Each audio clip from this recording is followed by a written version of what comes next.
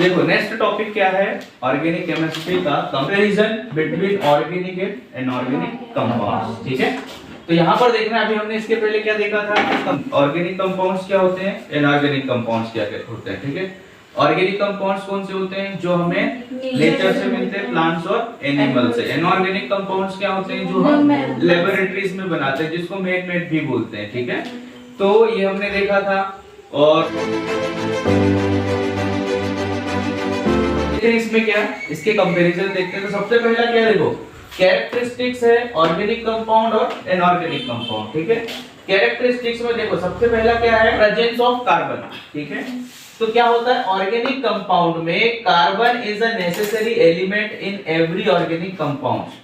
तो कैरेक्टरिस्टिक सबसे पहले क्या है, प्रेजेंस ऑफ कार्बन। तो ऑर्गेनिक कंपाउंड्स में क्या होते हैं, कार्बन प्रेजेंट होना नेसेसरी है, मतलब क्योंकि उसको हम क्या बोलते हैं, कार्बन कंपाउंड ही बोलते हैं। ऑर्गेनिक केमिस्ट्री को क्या बोलते हैं, कार्बन कंपाउंड, इसीलिए क्या है, उसमें कार्बन का होना नेसेसरी है। तो क्या है, carbon is a necessary element in every organic compound, सभी ऑर्गेनिक कंपाउंड्स में कार्बन होना नेसेसरी है। दूसरा क्या है, carbon is not an essential element in inorganic compound, अगर जिसमें कार्बन नहीं भी है तो उसको हम क्या बोलते हैं, इनऑर्गेनिक कंपाउंड। पहला वाला समझ में आ गया, क्या है, प्रेजेंस ऑफ कार्बन। ठीक है, ऑर्गेनिक कंपाउंड में नेसेसरी है कार्बन होना, और इनऑर्गेनिक में नेसेसरी या एसेंशियल नहीं है। ठीक है, दूसरा क्या है, सॉल्युबिलिटी इन वाटर। तो यहां ध्यान देना, they generally do not dissolve in water, मतलब ऑर्गेनिक कंपाउंड्स जनरली पानी में डिसॉल्व नहीं होते। ठीक है, लेकिन inorganic they generally dissolve in water. तो इनऑर्गेनिक कंपाउंड्स क्या होते हैं, वाटर में जल्दी डिसॉल्व हो जाते हैं, जनरली ये डिसॉल्व हो जाएंगे, लेकिन ऑर्गेनिक कंपाउंड्स डिसॉल्व नहीं होंगे। ठीक है, इसके बाद थर्ड क्या है, solubility in the organic solvent.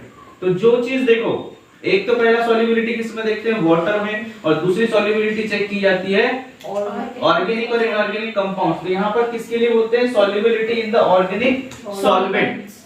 ठीक है, अब देखो इसमें क्या है, organic compound they dissolve in organic solvents like alcohol, benzene और क्लोरोफॉर्म। तो क्या है, ये किस ऑर्गेनिक सॉल्वेंट में डिसॉल्व हो सकते हैं, अल्कोहल में, बेंजीन में और क्लोरोफॉर्म में। लेकिन इनऑर्गेनिक में क्या होगा, all inorganic compounds do not dissolve in organic solvents. तो इनऑर्गेनिक कंपाउंड्स है वो क्या है, ऑर्गेनिक सॉल्वेंट में डिसॉल्व नहीं होंगे। तो ऑर्गेनिक वाले डिसॉल्व हो जाएंगे, लेकिन इनऑर्गेनिक वाले डिसॉल्व नहीं होंगे। ठीक है, इसके बाद क्या है, मेल्टिंग एंड बॉइलिंग पॉइंट। तो मेल्टिंग और बॉइलिंग पॉइंट में देखो, organic compound they have low melting point and boiling point and easily decompose on heating. मतलब क्या है, ये इनका मेल्टिंग पॉइंट और बॉइलिंग पॉइंट क्या होता है, लो होता है, और ये जल्दी इजीली क्या होते हैं, हीटिंग हो जाती है, मतलब जल्दी इजीली हीट को कैप्चर कर लेते हैं। ठीक है, लेकिन देखो इनऑर्गेनिक में क्या होगा, they have high melting boiling point होते हैं इसमें, and usually do not decompose on heating, और इसको हीट करने पर भी डिकम्पोज नहीं होते। ऑर्गेनिक में जैसे आप पेट्रोल ही ले लो, क्या होता है, जल्दी फायर को कैच कर लेता है। डीजल, जितने भी और पेट्रोलियम से रिलेटेड सारे सब कुछ क्या होते हैं, जो हीट को जल्दी कैप्चर कर लेते हैं। ठीक है, जैसे आप बलून देखोगे, बलून को भी हीट दोगे तो फूट जाता है, वो भी हाइड्रोकार्बन ही है। ठीक है, चलो इसके बाद देखो क्या है, कंबस्टिबिलिटी में क्या है, दे आर इनफ्लेमेबल। इनफ्लेमेबल मतलब जल्दी आग को पकड़ लेता है। बताओ सर, इजीली आग को कैच कर लेता है फायर को। हाँ, इन्हें जल्दी आपको पकड़ लेते हैं। जैसे आपने मैंने बताया पेट्रोल, केरोसिन और डीजल, जितने भी हाइड्रोकार्बन है, पेट्रोलियम, क्योंकि हमने इसके पहले देखा था सोर्सेस ऑफ ऑर्गेनिक कौन से, इनऑर्गेनिक कंपाउंड्स क्या है, they do not burn easily. तो पूरा क्लियर हो गया, क्या क्या था, पहला प्रेजेंस ऑफ कार्बन था, दूसरा क्या है, कैरेक्टरिस्टिक सॉल्युबिलिटी इन वाटर, तीसरी कैरेक्टरिस्टिक क्या है, सॉल्युबिलिटी इन ऑर्गेनिक सॉल्वेंट, चौथी कैरेक्टरिस्टिक क्या है, मेल्टिंग एंड बॉइलिंग पॉइंट, और पांचवा क्या है आपका, सबमर्सिबिलिटी। मतलब पूरे 5 पॉइंट हमारे पास क्या है, जिसमें देखो सबसे पहले याद क्या रखना, कैरेक्टरिस्टिक्स याद रखोगे तो ये दोनों याद हो जाएंगे। ज्यादातर जो एक्टिव है वो क्या है, ऑर्गेनिक कंपाउंड्स है, और जो एक्टिव नहीं है वो क्या है, ऑर्गेनिक कंपाउंड्स। ठीक है, ठीक है। अगला क्या है, बॉन्डिंग। बॉन्डिंग में देखो कैरेक्टरिस्टिक क्या है? बॉन्डिंग। ऑर्गेनिक कंपाउंड्स में क्या होगा? They form covalent bond. Organic compound क्या बनाता है? Covalent bond. कोवेलेंट बॉन्ड मतलब शेयरिंग ऑफ इलेक्ट्रॉन्स। क्या होता है इसमें? शेयरिंग होती है। क्या होता है इसमें? Sharing of. क्लियर है बात? दूसरा क्या है हमारे पास? इनऑर्गेनिक कंपाउंड में most of them form ionic bonds. Ionic bond मतलब लॉस और गेन। क्लियर? तो कोवेलेंट बॉन्ड कौन बनाता है? Organic compounds form covalent bond, inorganic compounds form ionic bond. Covalent bond मतलब शेयरिंग ऑफ इलेक्ट्रॉन्स और आयोनिक बॉन्ड मतलब लॉस या गेन ऑफ इलेक्ट्रॉन। ठीक है, चलो। सेवेंथ है conductivity. They are non electrolyte. मतलब क्या है इसका? They are non electrolytes. Electrolytes का मतलब होता है कि जैसे हम कोई भी इलेक्ट्रोलिसिस प्रोसेस करते हैं, कौन सी प्रोसेस करते हैं? इलेक्ट्रोलिसिस। मैं यहाँ समझा रहा हूँ, ठीक है? Yes sir. तो यहाँ पे नहीं, इलेक्ट्रोलिसिस प्रोसेस। यहाँ देखो, अब जब भी हम क्या करते हैं, इलेक्ट्रोलिसिस प्रोसेस करते हैं, तो यहाँ पर जो सॉल्यूशन भरा होता है, ये तो इलेक्ट्रोड होते हैं और ये सर्किट से कनेक्टेड होता है, तो यहाँ पर जो सॉल्यूशन भरा होता है, क्या होता है? इसी को हम क्या बोलते हैं? इलेक्ट्रोलाइट बोलते हैं। ठीक है, इसको क्या बोलते हैं? जो सॉल्यूशन है इलेक्ट्रोलाइट। इलेक्ट्रोलाइट्स का मतलब क्या हो गया ये कि ये बोला कि नॉन इलेक्ट्रोलाइट्स होते हैं, मतलब ये यहाँ से करंट पास नहीं होने देंगे। ठीक है, यानी ये क्या करते हैं? इलेक्ट्रोलिसिस प्रोसेस का यूज क्यों करते हैं? हम बॉन्डिंग को तोड़ने के लिए। आयोनिक बॉन्ड बस तोड़े जाते हैं इलेक्ट्रोलाइट से। क्लियर है बात? समझ में आ रही? जैसे NaCl या NaOH रहता है तो। दूसरा क्या है? इनऑर्गेनिक कंपाउंड्स में क्या होगा? Only those that form ionic bonds are good electrolytes. जो भी क्या बनाते हैं? आयोनिक बॉन्ड बनाते हैं, वो गुड इलेक्ट्रोलाइट्स होते हैं, लेकिन जो आयोनिक बॉन्ड नहीं बनाते वो बैड इलेक्ट्रोलाइट्स यानी नॉन इलेक्ट्रोलाइट्स होते हैं, क्योंकि ये क्या करता है? कोवेलेंट बॉन्ड बनाता है, इसलिए क्या होगा? ये नॉन इलेक्ट्रोलाइट्स है। अगर ये आयोनिक बनाता तो ये भी इलेक्ट्रोलाइट्स हो जाता है। ठीक है, क्या है? देखो 8th नंबर पे आइसोमेरिज्म। आइसोमेर मैंने कल बताया था, फिर से सुन लो। आइसोमर क्या होता है? जिसका मॉलिक्यूलर फार्मूला सेम हो लेकिन स्ट्रक्चरल फार्मूला डिफरेंट होता है, उसको हम क्या बोलते हैं? आइसोमेरिज्म या आइसोमर बोलते हैं। ठीक है, तो आइसोमेरिज्म क्या है? दे show the phenomenon of isomerism. Organic compounds में क्या होते हैं? आइसोमेरिज्म होते हैं। ये ऐसा फेनोमेना को शो करता है। ये मैंने जो बॉक्स बनाया है, इसका मतलब है कि ये पॉइंट कर रहा है। ठीक है, दूसरा क्या है? इनऑर्गेनिक कंपाउंड्स में देखोगे तो no such phenomena is shown by inorganic compound. तो इनऑर्गेनिक कंपाउंड्स में क्या नहीं बनता है? आइसोमेरिज्म नहीं होता। ठीक है, क्या है हमारे पास? 9th number colour and smell.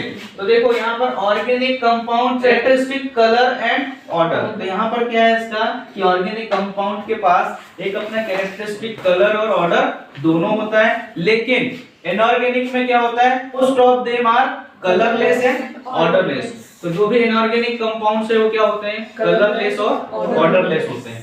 ठीक है, इसके बाद देखो लास्ट फाइनल क्या है? रिएक्शंस है। तो रिएक्शन में देखो क्या है?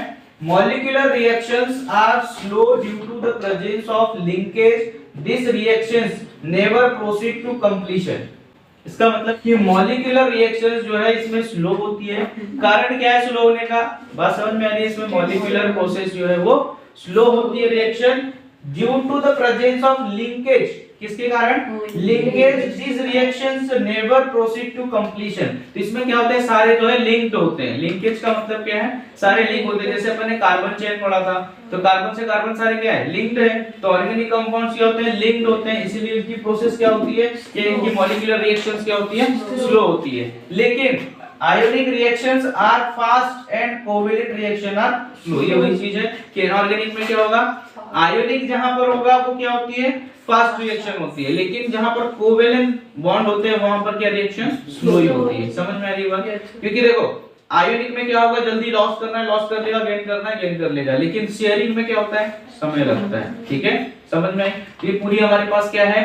10 कैरेक्टरिस्टिक्स के बेसिस पे ऑर्गेनिक और इनऑर्गेनिक कंपाउंड्स को कैटेगराइज किया या डिफरेंस या कंपैरिजन किया। ठीक है, कौन कौन सी क्या थी हमारे पास? सबसे पहला क्या था? Presence of carbon. ठीक है, तो जिसमें ऑर्गेनिक कंपाउंड में प्रेजेंस ऑफ कार्बन होते हैं और इनऑर्गेनिक में नहीं होते, नेसेसरी नहीं है। दूसरा क्या था? सॉल्युबिलिटी। जो ऑर्गेनिक सॉल्व है सॉल्युबल इन वाटर। ठीक है, लेकिन इनऑर्गेनिक नहीं होते।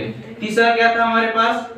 सॉल्युबिलिटी इन सॉल्वेंट, ठीक है, organic solvent, solubility in organic solvent. तो जिसमें क्या होते हैं, ऑर्गेनिक कंपाउंड सॉल्वेंट थे कि नहीं थे?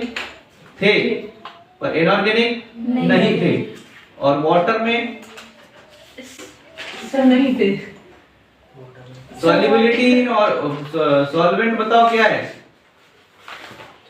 ऑर्गेनिक सॉल्वेंट है उसमें। सॉल्युबिलिटी इन सॉल्वेंट में ऑर्गेनिक सॉल्वेंट सॉल्युबल होते हैं सर। लेकिन इनऑर्गेनिक नहीं होते। फोर्थ क्या था हमारे पास? Melting and boiling melting and boiling point. तो ऑर्गेनिक कंपाउंड का मेल्टिंग बॉइलिंग पॉइंट लो होता है और इनऑर्गेनिक का हाई होता है। पांचवा क्या था? कंबंसिबिलिटी, ठीक है। कंबंसिबिलिटी क्या है? ऑर्गेनिक सॉल्वेंट, ऑर्गेनिक कंपाउंड कंबंसिबिलिटी में क्या है? इनफ्लेमेबल होते हैं, यानी इजी टू कैच फायर होते हैं। लेकिन इनऑर्गेनिक क्या होते हैं?